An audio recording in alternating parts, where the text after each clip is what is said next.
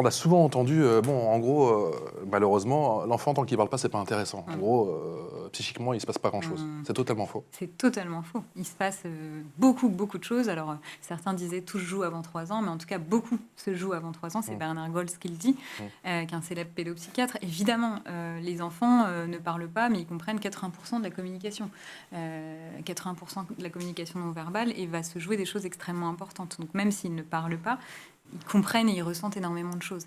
Et donc, la santé physique, évidemment, le suivi des vaccinales, le suivi médical est primordial pour la santé de l'enfant, évidemment.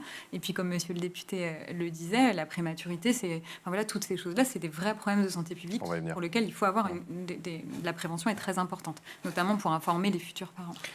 Il est important de se rappeler que le cerveau de l'enfant est en développement. Je vous coupe, monsieur le député. J'ai des chiffres qui viennent d'Harvard. Durant les 1000 premiers jours, la taille du cerveau de l'enfant est multipliée par 5. C'est ça, son volume, sa masse, mais surtout ses connexions.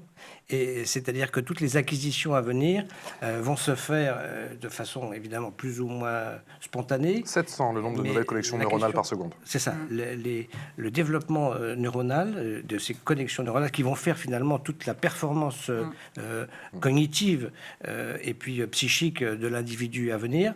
Il faut préserver absolument cette période-là, c'est-à-dire ne pas exposer à des facteurs extérieurs et puis stimuler dans des...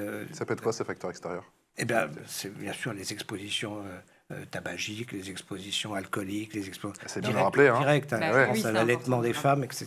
Il y a une transmission à travers le lait maternel éventuellement, le tabac évidemment, le stress et les écrans qui commencent de plus en plus tôt. Et déjà les premiers retours sont inquiétants sur l'effet du développement neurocognitif de l'enfant.